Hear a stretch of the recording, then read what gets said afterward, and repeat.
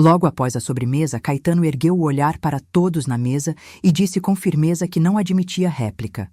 A partir de hoje, cada um paga as próprias contas.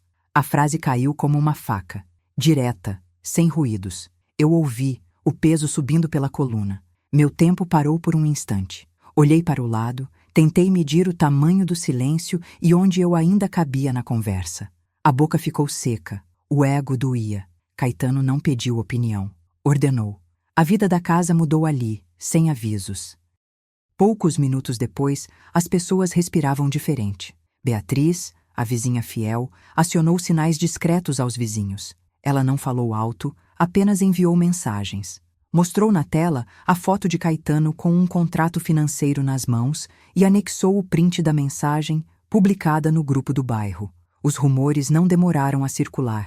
Caetano não apenas subiu, ele trouxe outsiders. Ninguém dizia meu nome, mas todos olhavam para mim com o mesmo olhar de quem questiona a fonte da prosperidade. Eu revirei o prato. A reputação pública do chefe da casa já perdia solidez.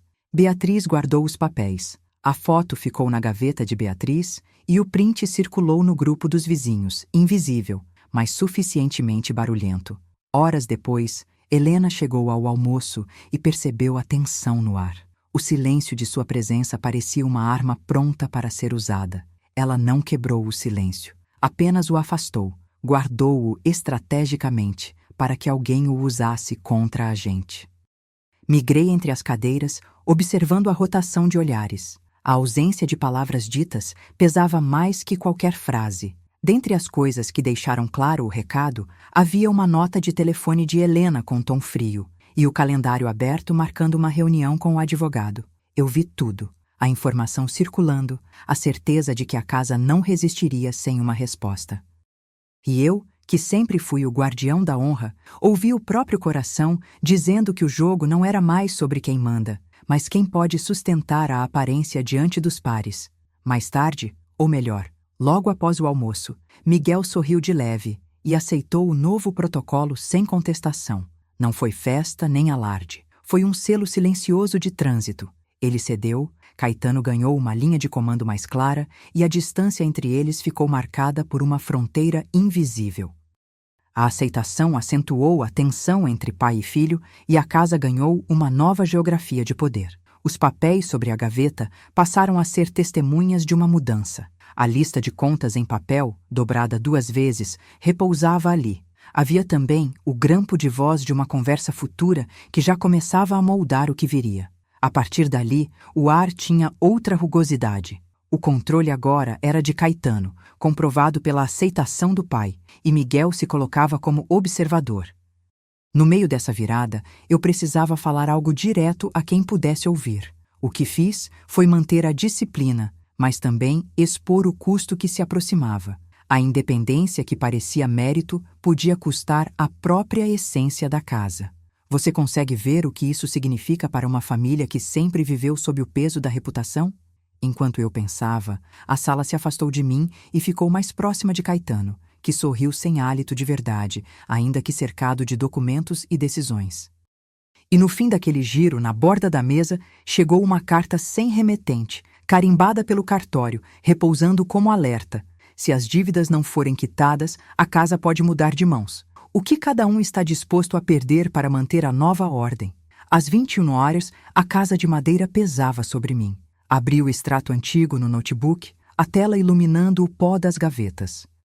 As linhas de crédito mostravam cobranças que voltavam, boletos vencidos, faturas de fornecedores do período anterior, juros que não cediam. Uma anotação a lápis, no rodapé de uma página, dizia cobrar até o fim do mês, como se fosse uma ordem. O peso financeiro não era só dinheiro, era a minha reputação pública da família em jogo. Se não agisse, tudo poderia desabar.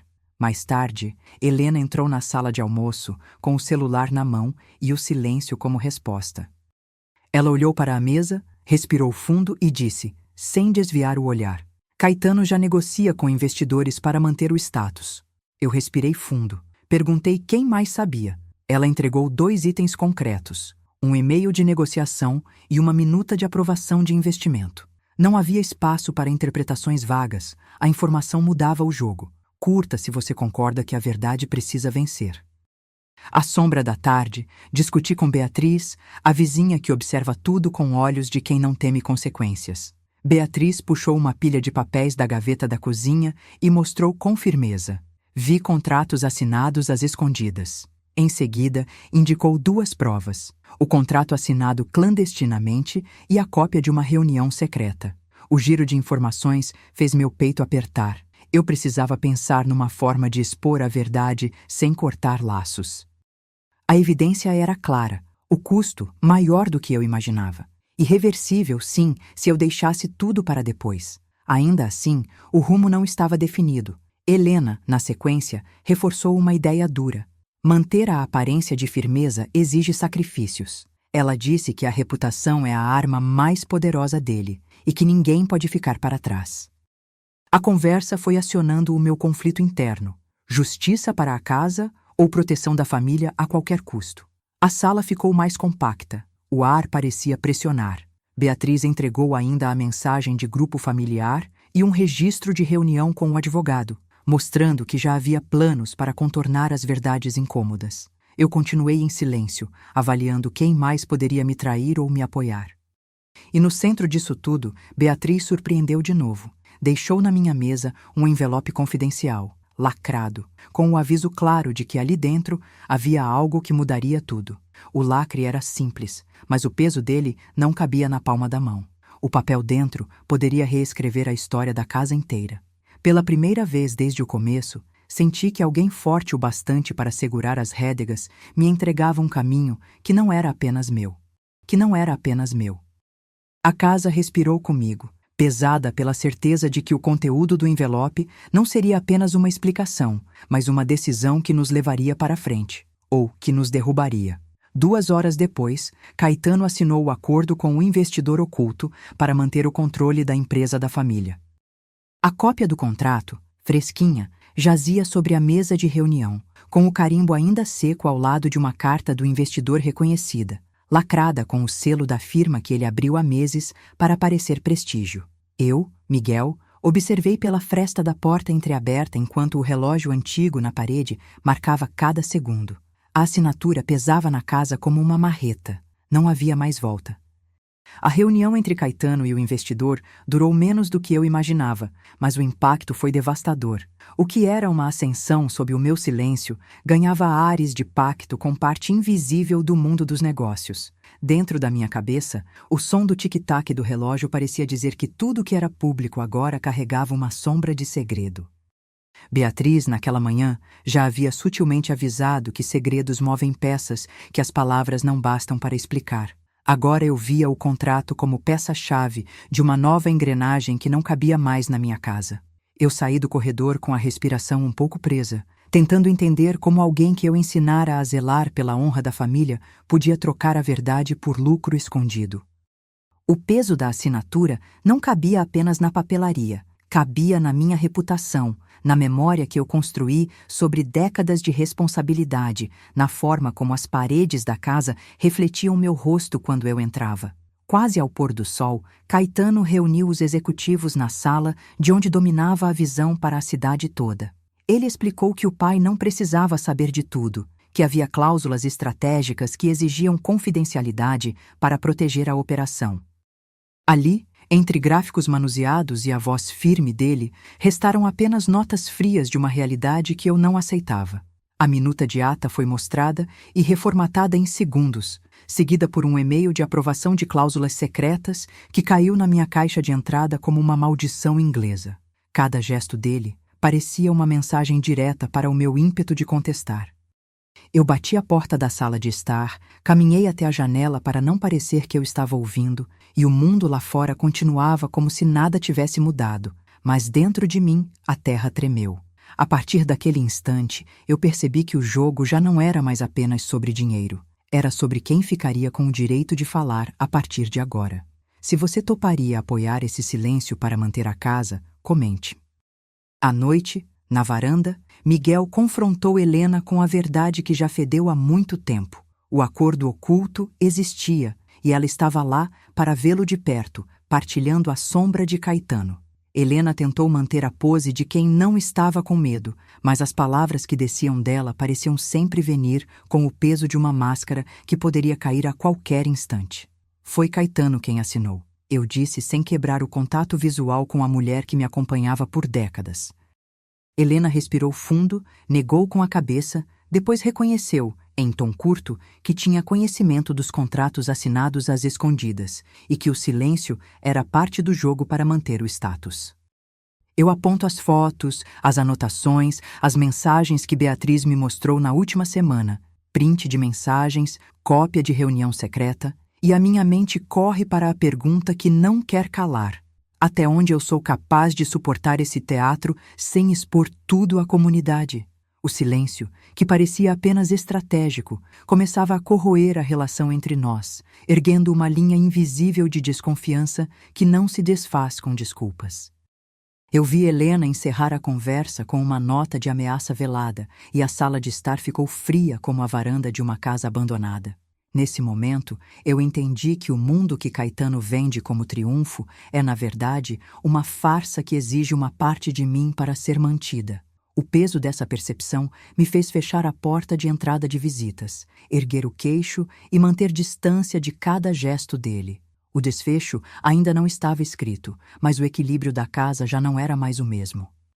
Horas depois, eu tomei a decisão que viria a defini-lo tudo. Não vou mais ficar de olhos vendados, assistindo a cada movimento dele sem me posicionar. Eu ouvi a madeira ranger sob meus passos enquanto eu levantava a cabeça, olhando o salão onde tudo parecia começar de novo. Mantive a distância. Observei as mudanças que Caetano promoveria com seus aliados. Os ritos de poder não me pegariam de surpresa, apenas me alertariam para o que viria a seguir. A sala de estar ganhou o silêncio de quem espera o próximo movimento. E eu, que sempre fui a voz da cautela, passei a ouvir meu próprio corpo. Respiração mais curta, mãos que tremem menos quando preciso segurar um documento, olhos fixos nas pessoas e nos objetos que podem transformar tudo. Gravações, notas, planos de contingência, tudo em minha mente, pronto para ser acionado caso Caetano tente recuar do que acabou de assinar. Eu fechei a porta dos visitantes, deixei o mundo externo perder o controle sobre a minha casa e sobre a minha vida, e percebi que havia chegado a hora de decidir qual cidade se fará sob o meu teto. Aquela que abriga segredos que não devem vencer a justiça ou aquela que mantém a dignidade da família acima de qualquer contrato. Eu decidi não esconder mais nada e encaro a possibilidade de revelar tudo para a comunidade. Qual preço pagarei pela exposição? Noite de domingo seguinte. A sala da casa de madeira rangeu com o vento do litoral batendo na vidraça antiga. Caetano chamou a atenção de todos para a mesa, como quem confirma o peso de uma decisão. Ele abriu uma pasta e pousou na frente de Miguel um relatório de lucro fictício, acompanhado de um print de gráfico manipulável que parecia real até você olhar de perto. Disse, sem rodeios, que a nova regra não toleraria dependência nem desculpas. Cada um pagaria suas próprias contas a partir de agora. Beatriz, sentada no canto, apenas incluiu o silêncio das paredes na equação. O tic-tac do relógio antigo se tornou o único ritmo que a sala reconhecia. Eu observei cada movimento, o peso do meu nome na boca dele, o medo de que a reputação de décadas pudesse, de uma hora para outra, virar pó diante de números que não diziam a verdade. A madeira velha cheirava a mar e a tempo. E eu pensei, isso muda tudo o que fomos. Na manhã seguinte, Beatriz apareceu na cafeteria do bairro com a discrição de quem sabe o que não se pode dizer alto. Ela me entregou uma nota escondida, dobrada, que parecia secreta demais para estar ali. Disse que Caetano já negociava para manter o status, que havia uma outra face por trás do brilho de casa nova e autoconfiança mostrada nas reuniões públicas. Segurando a nota com o dedo que tremia menos do que a voz, eu senti o peso de uma verdade que não cabia mais na sala da família. Beatriz mostrou também um documento de promessa de pagamento, uma peça antiga que eu não sabia que existia em meio aos papéis da casa. A nota tinha carimbo e uma segunda cópia, guardada em segredo, que agora era prova de uma dívida que o passado insistia em cobrar. Eu dobrei a nota de volta e guardei no bolso interno do casaco, enquanto ela sussurrava que o segredo não morre quando apenas alguns sabem onde está. A ideia de expor tudo ainda parecia arriscada, mas já não era apenas uma possibilidade, era uma necessidade, porque a reputação não suportaria mais esse disfarce. À tarde, Helena abriu o jogo com a frieza prática de quem quer manter a própria posição. Ela registrou sem cerimônia que a reputação era a arma principal dele e que não estaria disposta a sacrificar o status por nada que não fosse a garantia de continuidade da imagem. Enviou mensagens veladas e um certificado de participação em evento social que parecia de honra, mas que para mim soava como máscara. Miguel ficou entre a dúvida e a decisão, dividido entre justiça e proteção da família. Eu ouvi as falas dela, vi o controle nos olhos dela, senti o peso do que significava manter a face pública intacta quando os passos dentro de casa já não eram mais confiáveis. Então deixei claro para mim mesmo que não iria ceder ao clamor da aparência. Eu me afastei um pouco, permiti que o silêncio falasse e garanti a mim mesmo que observaria sem pressa o que Caetano faria a partir dali. Se você estivesse no meu lugar, o que escolheria? Curto não é simples aqui. Curtição seria cúmplice de uma mentira, e eu não posso ser cúmplice de nada que destrua o que resta de dignidade. Curta se você acha que é possível manter uma casa inteira intacta apenas fingindo que nada mudou, ou discorde se acredita que a verdade, por dolorosa que seja, pode salvar mais do que destruir. Eu respirei fundo, contive a raiva e aceitei o peso de vasculhar cada canto da casa para não deixar escapar nenhum sinal que pudesse me colocar de joelhos diante de Caetano. Horas depois, quando eu já me preparava para encarar Caetano pela frente, a casa pareceu chiar de inquietação. Eu fechei a porta de entrada e organizei meu plano. Registrar cada movimento, guardar cada prova, manter o foco naquilo que poderia ser verificado por quem for observar. A minha decisão não era apenas sobre quem tinha razão, era sobre o custo de permanecer em silêncio diante de uma mentira que ganhava corpo a cada reunião, a cada assinatura, a cada gesto de poder. Mantive distância.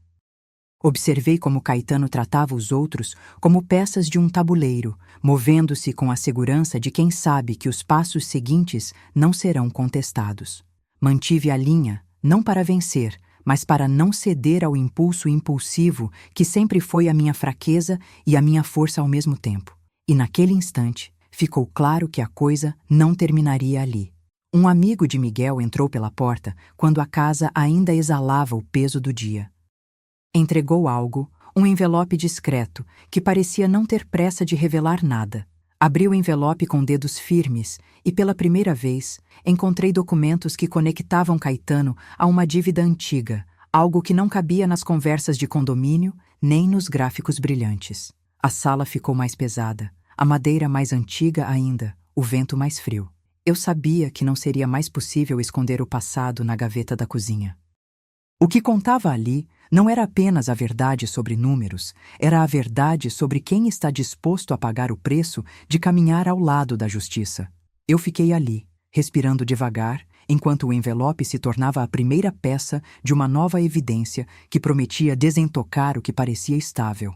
2 horas após a manhã, na cafeteria do bairro, Beatriz me deixou chegar perto de uma nota que parecia pequena, mas pesava como uma pedra.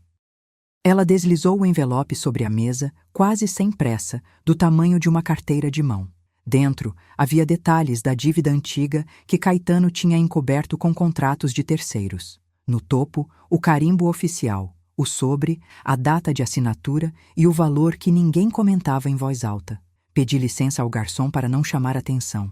Segurei o papel com a mão que antes tremia, mas hoje ficou firme. A nota estava dobrada, marcada com o selo de uma agência de cobrança que não era a nossa, e tinha uma segunda página que mostrava uma cópia de acordo antigo, com nomes que eu reconhecia de faturas que nunca deveriam ter saído de casa sem avisos. Guardei tudo no bolso da jaqueta, junto da notinha de Beatriz. Não é só orgulho, é prova. Beatriz me inclinou o ouvido e sussurrou que Caetano fingia que tudo se resolveu, mas a verdade estava ali, gravada em papel. O peso da evidência me obrigou a encarar a hipótese de expor a verdade com responsabilidade sem quebrar o que ainda resta da casa. Foi quando ouvi o sino da porta tocar por uma fração de segundo e percebi que aquela simples nota poderia virar o início de uma tempestade pública. O que eu faria com aquilo? Eu ainda não sabia. Meio-dia, sala de Caetano. Ele tentou me convencer, com a arrogância de quem pensa estar acima do bem e do mal, de que as dívidas eram investimentos mercantis que ajudaram a expandir a empresa da família. Ele apontou gráficos impressos, citou números que pareciam heróicos e deixou claro que o pai não precisava saber de tudo. Mostrou um documento de investimento que dizia ter atraído capital externo sem exigir a minha anuência. Mais uma ata de reunião em que todos sorriam, enquanto as cláusulas invisíveis falavam mais alto. Eu ouvi cada palavra sem parecer, mas o meu dedo ainda guardava a nota de Beatriz na memória. Pedi ao meu advogado uma consulta rápida para entender até onde era viável ir sem ferir a casa. Beatriz, da porta, ficou ao lado do peito da mesa. Caetano joga com a imagem, Miguel. Não é só sobre dinheiro, é sobre quem manda na narrativa. Foi ali que percebi a extensão do jogo. Não era apenas meritocracia, era o controle da história. A conversa terminou com a sensação de que eu precisava de uma linha de ação que não provocasse uma ruptura imediata, mas que deixasse claro que eu via as manobras por trás do brilho. Se já não era só o dinheiro, era a reputação. E a reputação tem custo. À tarde, no terraço, Beatriz e eu debatemos como revelar tudo sem destruir a família inteira. Eu falei que não bastava apenas contar o que ocorreu. Era preciso um roteiro de revelação responsável, com etapas, com participação de todos, com a devida proteção aos netos que ainda não têm voz. Beatriz entregou-me uma nota que dizia exatamente o que Caetano havia tentado esconder. Uma dívida antiga, ligada a contratos assinados às sombras de reuniões fechadas. Disse que Caetano tentava vender a ideia de que tudo ali era um sucesso construído com planejamento, não com favores ou dívidas ocultas. Eu me sentei, respirei fundo e escrevi em um caderno um esboço de como eu apresentaria a verdade sem arrastar a família para a lama pública. Beatriz olhou para o chão e o ar lá em cima pesou mais do que o ar da rua. Havia medo de perder status, havia culpa, havia o desejo de manter a aparência de firmeza. Ainda assim, fiquei firme. A verdade não pode ser apenas uma história bonita. Tem que ser um compromisso público com consequências claras. No meio do diálogo, me ocorreu a pergunta que precisa ficar. Até onde posso ir sem destruir o que ainda vale a pena conservar? Foi a breve pausa que deixei para o silêncio trabalhar. Horas depois, voltei para a sala de estar e fechei a porta atrás de mim, como se o som do mundo pudesse invadir o silêncio da casa. Decidi manter distância, observar o que Caetano faria a partir daquele ponto. Contei com o registro de exclusão de reuniões que já preparávamos, o plano de contingência para reduzir danos e a lista de contatos que pudessem testemunhar a verdade, sem transformar tudo em ruína pública. Mantive a calma, embora meu coração insistisse em pular do peito cada vez que o barulho da casa se tornava mais seco, mais rígido, como se tudo estivesse sendo moldado para uma revelação inevitável. O desequilíbrio ultrapassou a linha do sutil. Cada fala, cada gesto de Caetano parecia uma tentativa de engolir a verdade com o riso ainda nos lábios. E eu sabia que, cedo ou tarde, alguém iria colocar a mão na massa e a história seria contada do jeito que precisa ser contada, com provas, com números, com datas, com vozes que não podem ser silenciadas. O clímax daquele dia já se insinuava quando eu coloquei a nota de Beatriz ao lado do meu caderno e disse em voz baixa: "Eu vou preparar uma exposição pública, ainda que arrisque tudo que tenho." Noite. Liguei para o advogado e para a psicóloga comunitária e marcamos na casa uma reunião discreta para planejar uma revelação responsável. Eles aceitaram. Carimbei o acordo de revelação responsável. A cópia ficou sobre a mesa, ao lado da nota da reunião com os profissionais.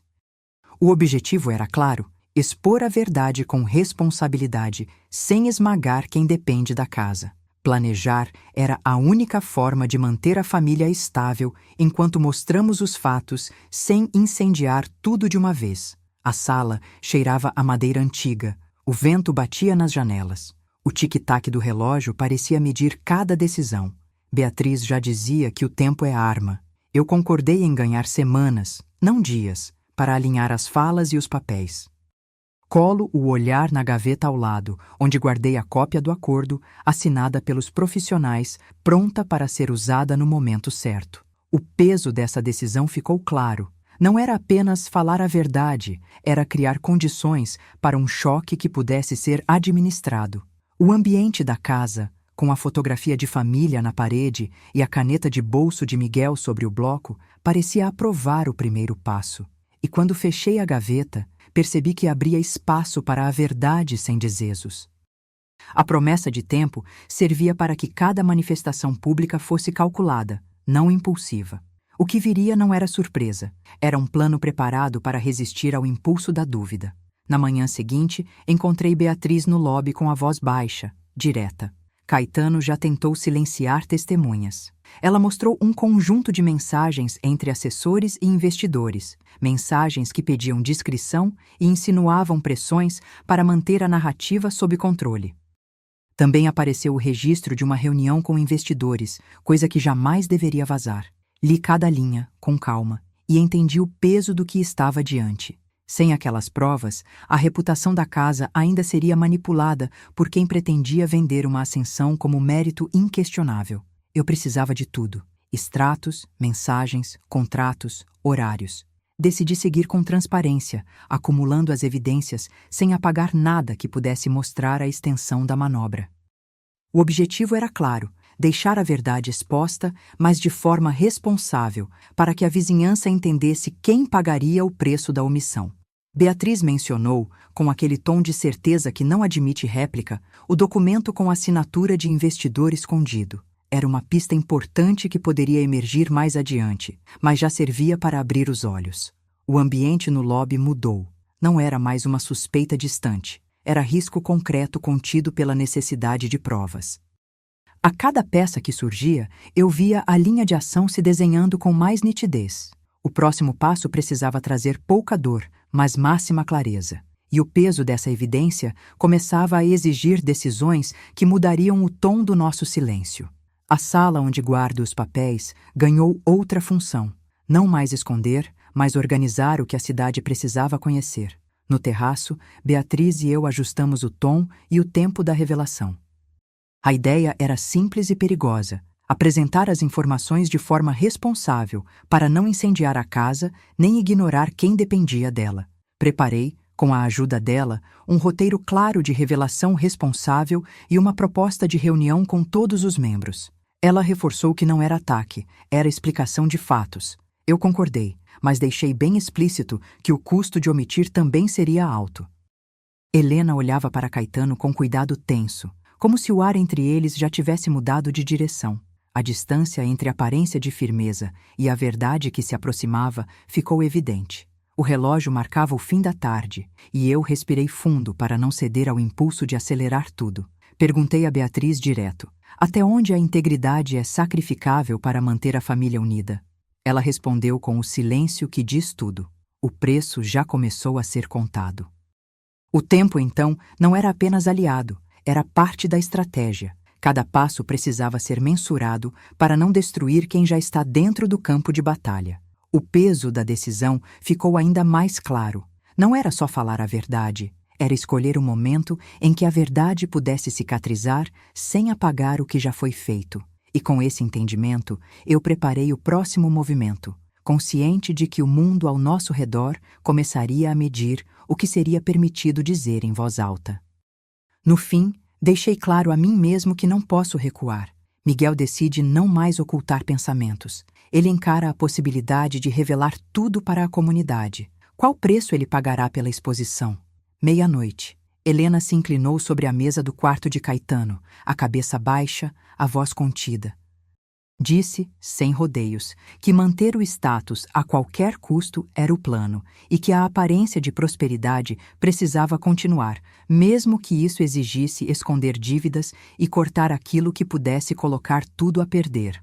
Eu ouvi, sem desviar o olhar. Peguei o celular, ativei a gravação e garanti a captura de tela do chat. Tudo ficou registrado: o horário, as palavras ditas na penumbra, a intenção de não admitir falhas. A revelação pesou como uma ordem de serviço. Se a verdade não aparecer de imediato, tudo o que construímos desmorona. A indignação veio com clareza. Não permitiria que as mentiras ganhassem força, nem que o silêncio servisse de escada para a queda da casa. Decidi, ali mesmo, expor as mentiras, mesmo que custasse à família.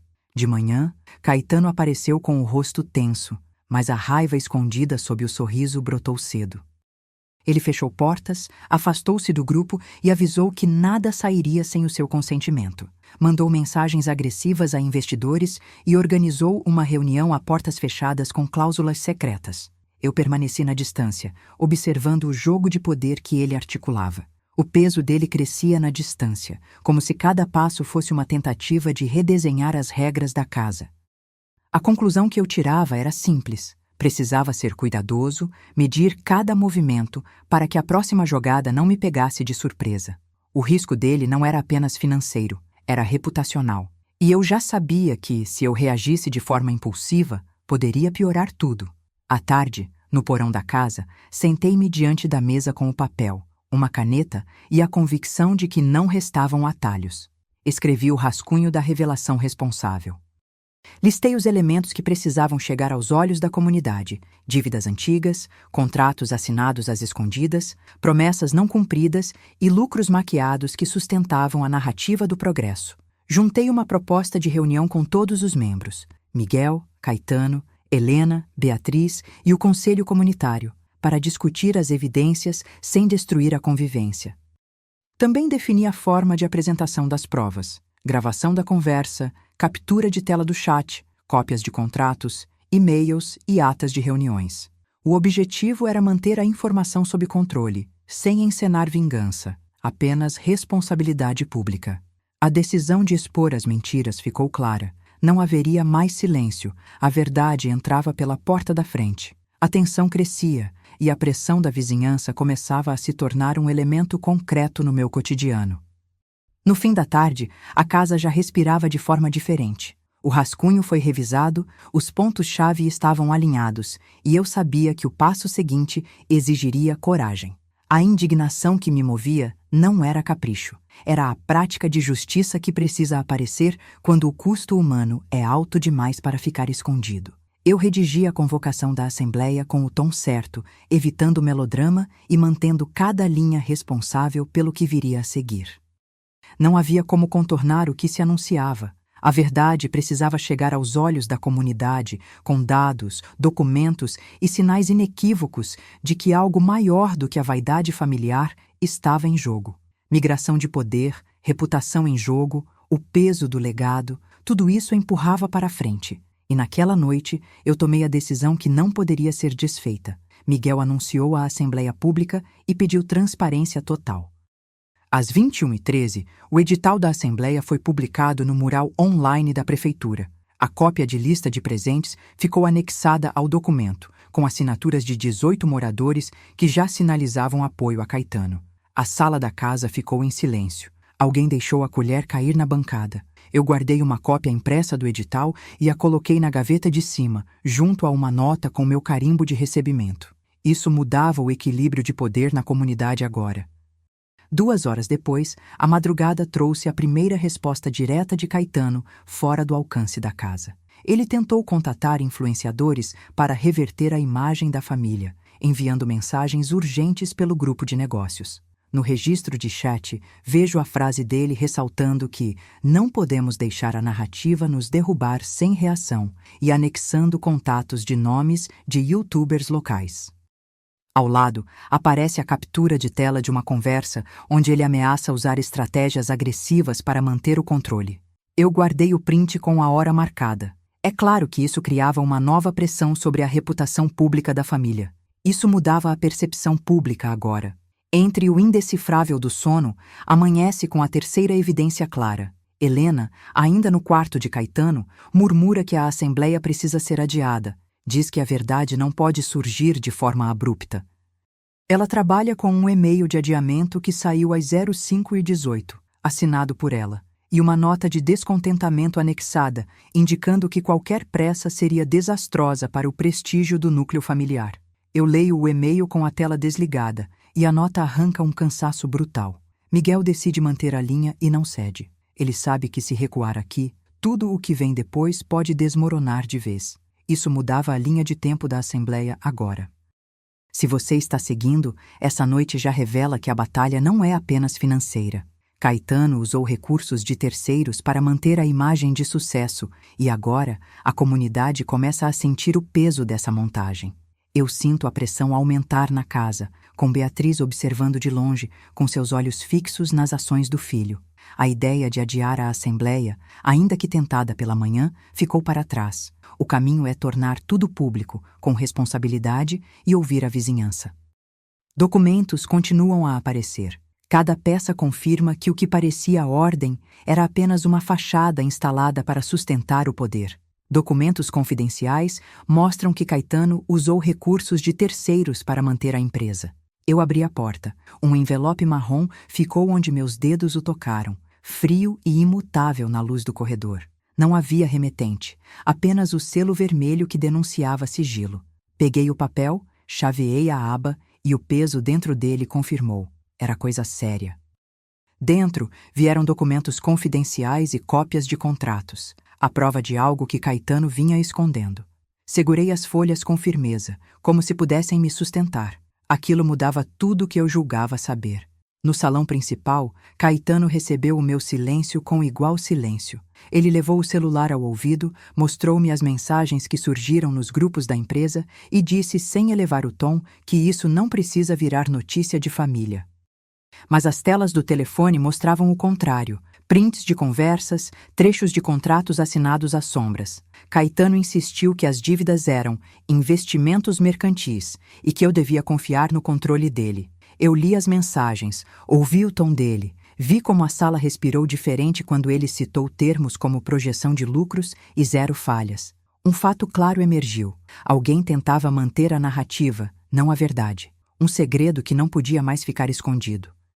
O peso daquela noite não cabia mais na minha cabeça. Ao amanhecer, levantei-me e reuni os papéis sobre a mesa da sala de estar. No meio, havia o relatório com números que não batiam, a cópia do contrato social com ressalvas e a ata de uma reunião que eu não tinha autorizado. Caetano não dormira. Ele já preparava a próxima jogada com executivos, a portas fechadas, para manter o poder. Enquanto isso, Beatriz me entregou uma nota que dizia, em letra simples, que havia testemunhos de silenciamento e que alguém poderia ter dito mais se não fosse pela pressão de manter a fachada. A cidade acordava com rumores que já não eram rumores. Eu percebi que havia mais do que devia estar ali e que precisava agir com responsabilidade para não ferir quem não tinha culpa nesse jogo. Às 10 da manhã, aproximei-me do auditório da escola local. Lá, preparei meu pronunciamento público, com a ajuda de advogados e de uma psicóloga comunitária para estruturar uma revelação responsável. O clima era de evidência sem exibicionismo, documentos organizados, uma lista de participantes, perguntas que não se limitavam a apontar dedos. Foi assim que comecei a falar, com a mão firme no microfone, explicando as dívidas e os acordos obscuros que haviam sustentado a ascensão de Caetano, sem deixar de oferecer caminhos para a reparação. O efeito imediato foi claro. A comunidade ouviu, piscou e reagiu com um misto de choque e apoio. As pessoas chegaram perto, pediram detalhes, pediram responsabilidade. O que começou como uma tentativa de resguardar a casa ganhou o peso de uma responsabilidade coletiva. Documentos não mentem quando exibidos diante de quem precisa entender. Entre as páginas, Caetano tentou desqualificar a origem dos papéis. Dizia que eram documentos plantados por inimigos da família. Eu falei baixinho, sem elevar a voz, que o que estava ali não era ataque pessoal, era custo humano. Helena ficou pálida. Beatriz guardou o silêncio por um instante. E Beatriz, por sua vez, abriu uma porta para uma verdade ainda maior. Alguém financiou a nossa ascensão a partir de recursos de terceiros para manter firme o que parecia estável. Minha respiração ficou curta. A cidade viu, registrou, e a linha entre família e negócios tornou-se o centro da reunião. No fim, a Assembleia parecia entender que o passado precisava ser confrontado para que o futuro pudesse nascer. Documentos comprovam que Caetano usou recursos de terceiros para manter a empresa. Foi a frase que ficou girando na cabeça de todos ali naqueles minutos finais, quando eu terminei de ler o último trecho do pronunciamento. O silêncio que se seguiu não foi vazio. Foi um espaço recém-aberto para perguntas, para planos, para decisões que ninguém mais poderia adiar. A multidão nos observava com expressões de quem percebe que o jogo mudou de nível. Caetano tentou responder, mas a verdade já era maior do que qualquer resposta individual poderia comportar. Helena, que tanto quis segurar o que era dele, agora olhava para mim com um misto de culpa e clareza, e eu percebi que aquela manhã não devolvia só reputação, devolvia responsabilidade. O som do auditório se manteve baixo, como se cada pessoa pesasse o próprio silêncio. Eu fechei os papéis, ajeitei o crachá e encerrei com uma frase simples direta. Vamos lidar com isso juntos, com transparência e justiça. A Assembleia não resolveu tudo, não havia magia ali, mas abriu um espaço para decisões que não podiam ser adiadas. Contratos de convivência, cláusulas de responsabilidade, a obrigação de manter a casa sem destruir quem nos cerca. A cidade assistiu ao começo de uma nova forma de lidar com o legado. Menos orgulho, mais compromisso. Documentos comprovam que Caetano usou recursos de terceiros para manter a empresa. Isso mudava o jogo, e eu já sabia que não haveria volta. Hoje, no auditório comunitário, subi ao palco com o pronunciamento pronto. Listei as dívidas antigas, os acordos obscuros que Caetano assinou para chegar onde está, as cláusulas escondidas que sustentavam a nova ordem. O texto foi lido em voz firme, sem floreios. Dívidas, contratos, garantias.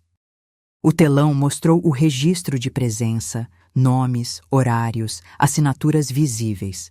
Um silêncio curto caiu. Alguns respiraram fundo, outros viraram o rosto para a parede. Beatriz ficou quieta, observando a reação da vizinhança, enquanto Helena desviou o olhar para a mesa central e respirou mais devagar. O tic-tac do relógio antigo na parede parecia marcar cada batida, e o vento que entrava pelas janelas de madeira seco levantava poeira das fotocâmaras antigas. Quando terminei, o ruído do salão sumiu por um instante, e alguém ao fundo bateu palmas devagar, como quem reconhece a verdade sem pedir desculpas. Um alívio tenso percorreu meus ombros. Eu sabia que nada voltaria a ser igual a partir dali. Caetano não esperou ouvir uma resposta calma. Ele ergueu o queixo e tentou deslegitimar, dizendo que tudo não passava de uma leitura errada de planilhas. Falou em termos técnicos, gesticulou para justificar cada linha. Na tela atrás dele, a gravação de uma conversa apareceu, e ao lado surgiram documentos exibidos, com carimbos e assinaturas que não mentem. A plateia respirou junto. O murmúrio subiu e somou-se à tensão. Helena abriu os olhos, olhou primeiro para Caetano e depois para mim, como se pesasse cada gesto, cada decisão.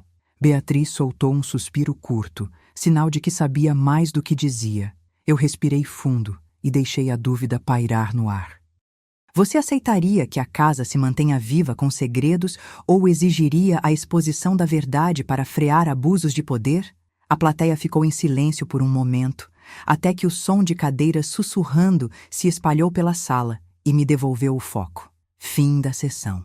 Disse que não haveria volta para aquele traçado. Um acordo claro, simples, que responsabilizasse cada um pelo que consumiu.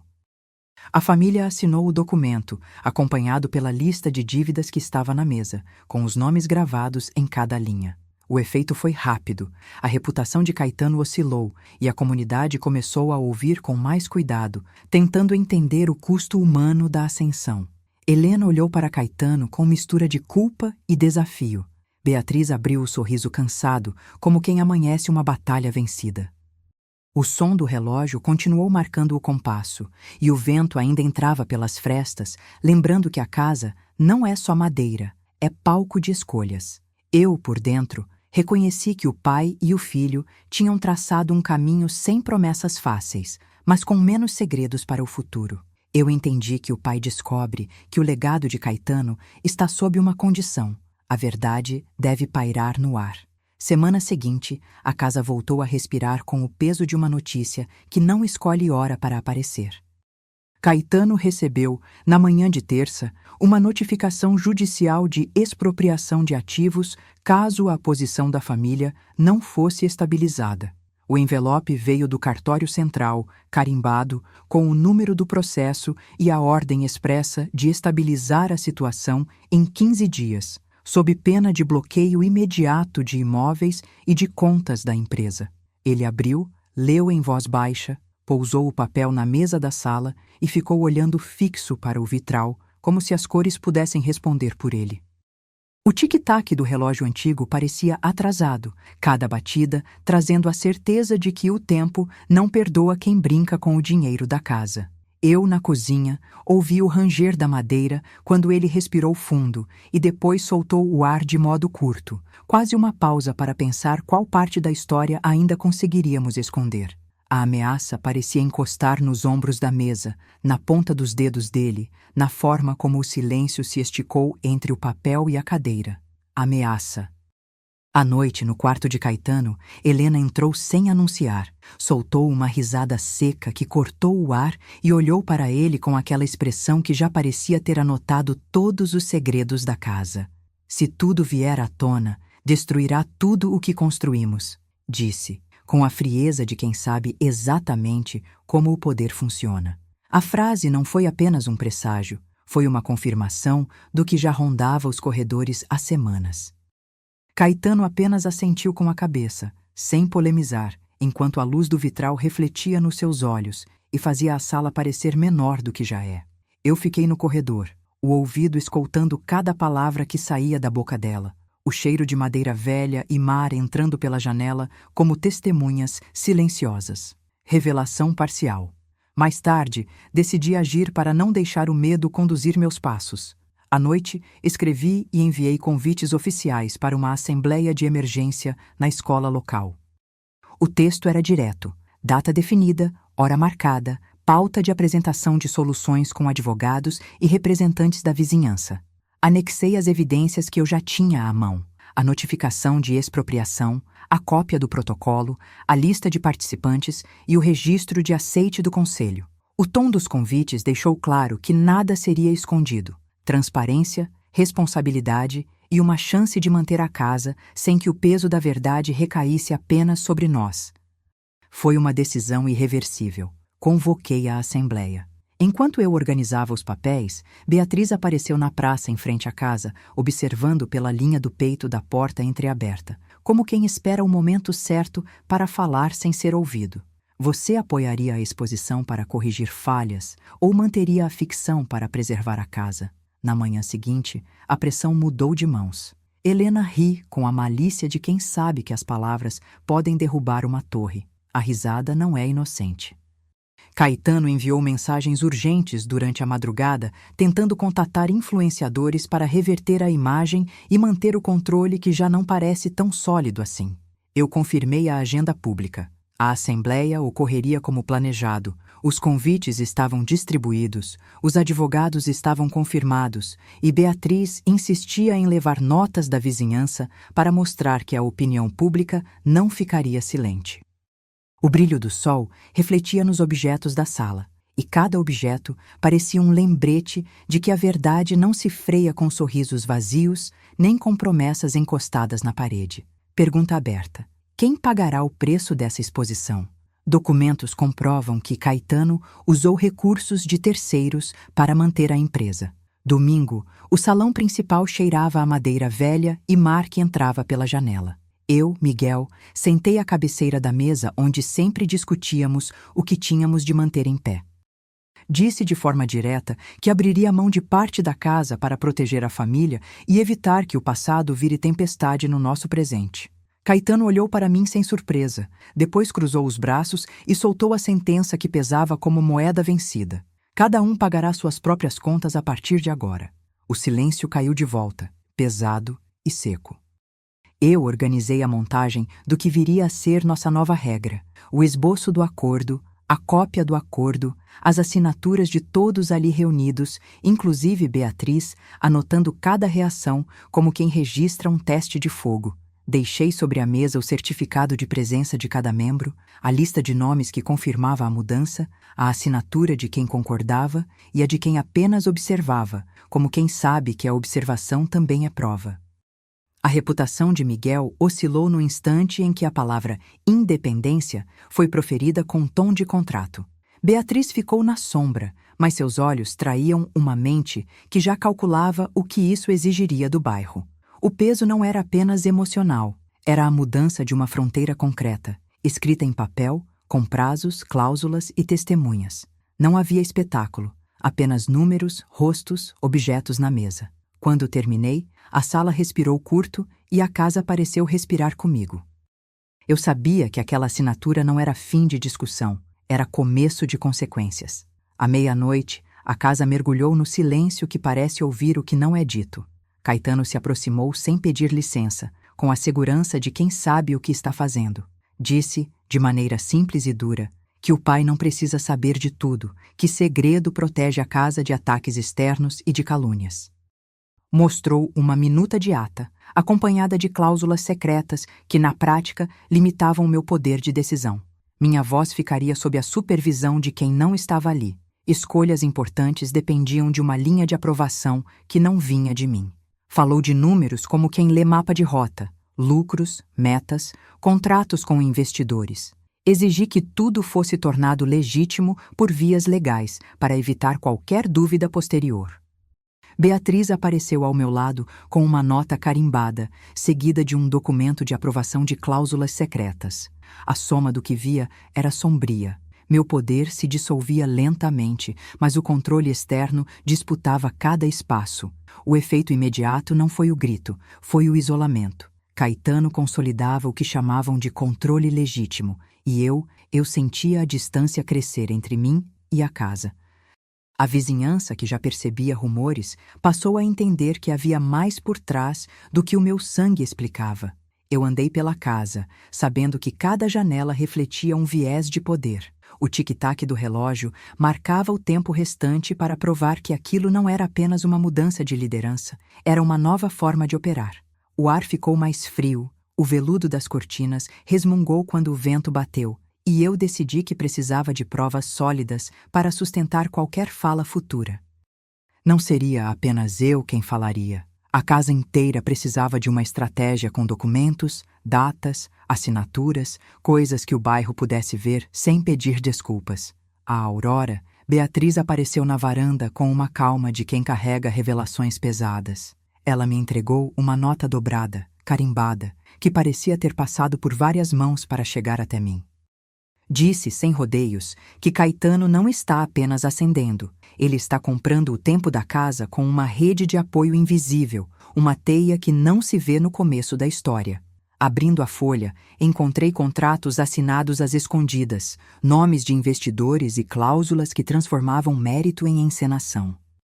Beatriz apontou outra peça, uma dívida antiga do clã, escondida em arquivos que nunca deveriam ter visto a luz, mas que agora pediam passagem para justificar o que parecia apenas consequência de uma escolha boba de gestão. A revelação foi como um truque de luz. De repente, não era só meritocracia, era uma orquestra escondida que deixava Caetano no centro de tudo. Conversei com Beatriz sobre como expor a verdade sem destruir o que ainda nos sustenta. Helena, que até então fingia firmeza, mostrava o peso de cada decisão tomada em público. Eu vi o quanto cada favor de status custa ao nosso dia a dia. A cada detalhe, a cada papel, achei que o bairro inteiro poderia entender que a virada não é apenas justiça, é aquilo que a casa pode suportar sem desabar. Minha mão encontrou a firmeza da caneta sobre a mesa. Planejar, reunir provas, convocar pessoas com responsabilidade. Assim, eu não entregava apenas um segredo, entregava uma forma de viver com menos dor. A verdade, disse-me Beatriz, não é um choque contínuo, é uma sequência de provas que, juntas, mostram o que é necessário para que possamos continuar. E olhando para o rosto de Helena, percebi que a batalha não é só contra Caetano, é contra qualquer narrativa que tente apagar o custo humano da ascensão. Beatriz, com a precisão de quem acabou de perceber o que o bairro poderia entender, apontou para o que viria a seguir. A mesma gente que ajudou Caetano a chegar ao topo, agora cobra o preço da continuidade. Eu não poderia ignorar aquela voz, então organizei meus próximos passos com calma. Publicar uma versão responsável da verdade, com dados, contratos e prazos, para que ninguém pudesse dizer que houve manipulação sem registro. A notícia chegou na hora certa. Beatriz deixou claro que Caetano já tentava silenciar testemunhas. O risco de ele manter o controle era real e imediato. No diálogo que se seguiu, Helena pediu para adiar tudo, argumentando que o tempo não favorecia a verdade, que a cidade não entenderia. Eu recusei o adiamento. Não posso dar mais espaço para que a mentira ganhe corpo. A casa precisa de um rumo, e eu tenho de ser quem traz esse rumo sem perder a memória do que já custou. A pressão externa, o medo do bairro com a verdade exposta, tudo isso se tornou parte de uma nova contabilidade. Não basta vencer, é preciso manter a dignidade no meio da luta.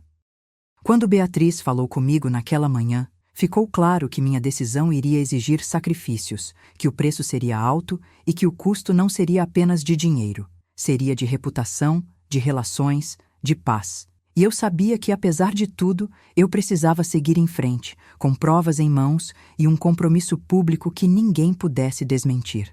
O peso da decisão não sumiria. Ele seria a base de uma mudança que o bairro começava a entender que não é possível retroceder. O que eu não sabia ainda era o quanto aquele custo iria assimilar a nossa vida como um novo alicerce. Se quiser acompanhar a continuidade desta transformação da família, inscreva-se para receber novidades sobre os próximos passos do pacto. Eu disse a mim mesmo que não haveria mais atalhos. Se a verdade ia exigir sacrifícios, que fosse com o mínimo de ferimentos possíveis, de forma que a casa pudesse respirar sob leis claras e sem atropelos. No fim de domingo, ficou claro que o caminho não seria simples. Caetano reagiu de forma agressiva, tentando desqualificar a origem dos documentos, mas eu havia organizado uma assembleia com advogados, vizinhos e o conselho da comunidade para apresentar tudo de modo aberto. Helena tinha o olhar dividido, entre o orgulho que a manteve por tanto tempo e o receio de perder a posição que tanto prezava.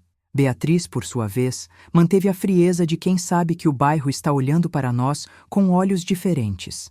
Fui firme, prometer que nada seria escondido e que tudo seria explicado com as provas em mãos. O efeito foi imediato. A reputação da casa passou a depender de como lidamos com as verdades que emergiram.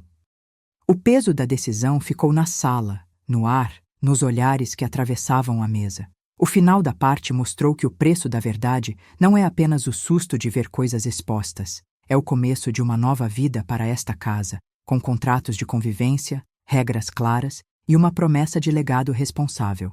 O último eco da sala já dizia algo mais claro. O preço da verdade foi pago com amor, responsabilidade e a construção de um novo começo. No quarto de Caetano, a noite entrava pelas frestas da persiana de madeira. Ele me chamou de perto da cama, sem rodeios. Disse que a ascensão dele não era mérito puro, era medo de fracassar diante de todos. Não houve drama, apenas a verdade crua. Na escrivaninha, o registro de confissão brilhava sob a lâmpada fria. Na tela do celular dele, a mensagem de desculpas piscava. Li cada palavra como se fosse prova. A sala ficou muda. O peso daqueles músculos de orgulho relutante caiu sobre mim. A consequência foi clara. Minha leitura do que é justo mudou ali, diante daquele silêncio que não aceitava mais meias palavras. Eu entendi que não havia caminho seguro se a verdade não entrasse pela porta certa.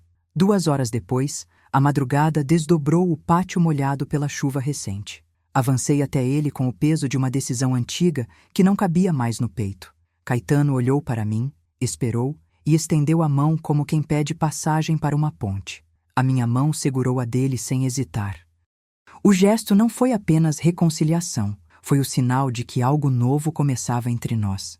Do lado de fora, o vento gelado empurrou o papel para o centro da mesa. O documento de compromisso, escrito ali, assinado ali. Foi uma assinatura coletiva. Miguel, Caetano e, com a sombra do peso da casa, um acordo que prometia responsabilidade pública. Eu não escondi a indignação contida que pulsou na minha voz firme e no meu olhar fixo. Perguntei de forma direta, para você que ouve, Você perdoaria assim? Comente. Amanheceu. Nora chegou à cozinha com o rosto marcado pela madrugada de debates. Ela avaliou o peso do novo rumo, respirou fundo e, sem meias palavras, reconheceu que o caminho seria duro, mas necessário. Assinou o acordo de reconciliação e o certificado de participação foi apresentado como prova de compromisso. Na folha ao lado, a assinatura de Helena ficou evidente, como testemunha da mudança que já não cabia mais ser escondida. A casa ganhou uma nova linha de equilíbrio. O poder não era mais unilateral e a culpa deixou de morar apenas em um lado da mesa. Eu ouvi o centrífugo de passos na casa e soube que o diálogo público seria inevitável. Aquela é a rota que escolhemos. A casa respira com o peso da verdade compartilhada. O sinal está dado. A gente vive a partir de contratos de convivência, com retribuição justa e uma promessa de legado responsável. Alguns meses depois, a casa deixou de ser palco de disputas e passou a funcionar como um time. Caetano passou a supervisionar os projetos da família ao lado dos meus pais, com metas claras e planos abertos para todos. Instalamos um calendário de reuniões semanais na sala de jantar e criamos atas simples a cada encontro, registrando quem fez o quê e até quando. Os contratos da empresa passaram a ficar visíveis no tablet compartilhado, acessíveis a todos durante o jantar. A discussão sobre dinheiro, poder e futuro ganhou cronograma, prazo e responsabilidade. O tom ficou mais direto. Se alguém errasse, haveria registro. Se alguém acertasse, haveria reconhecimento público. A mudança não eliminou o choque, mas tornou cada decisão tangível, com consequências que podiam ser verificadas na prática. Eu ainda sentia o peso do passado em cada respiração, mas a rotina trazia margem para corrigir o curso sem derrubar a casa. Quase fim de ano, a vizinhança começou a reconhecer o que houve de real. Um artigo no jornal local descreveu a coragem da família em enfrentar a verdade, sem retratar apenas o brilho da ascensão. Chegou uma carta de reconhecimento pela transparência e pela forma de conduzir o conflito, deixada na porta e lida minutos depois por Beatriz, a vizinha que observa de longe. Guardei a cópia na gaveta da cozinha para lembrar daquele momento em que deixamos a imagem inflada para trás e abraçamos uma contabilidade que todos podiam ver. As conversas no café comunitário passaram a ter tom diferente, menos certeiro e mais cuidadoso, como se cada palavra tivesse de passar por uma verificação antes de ir para a praça. Eu sentia a distância entre o que o bairro dizia e o que a casa realmente fazia, e isso me obrigava a manter a linha. Beatriz sinalizou que a história era maior do que o que parecia, e eu passei a planejar a exposição pública das provas com responsabilidade, sem destruir quem confiava em nós. Em meio a tudo, eu ainda guardava a imagem da casa antiga, o tic-tac do relógio e o cheiro de madeira que marcavam o ritmo do nosso novo começo. Se quiser acompanhar a continuidade desta transformação, registre seu compromisso comigo. O que parecia estável começou a se sustentar com números, documentos e presença pública, e isso mudava tudo, inclusive quem éramos agora diante da comunidade. O último eco da casa revela que o preço da verdade foi pago com amor, responsabilidade e um novo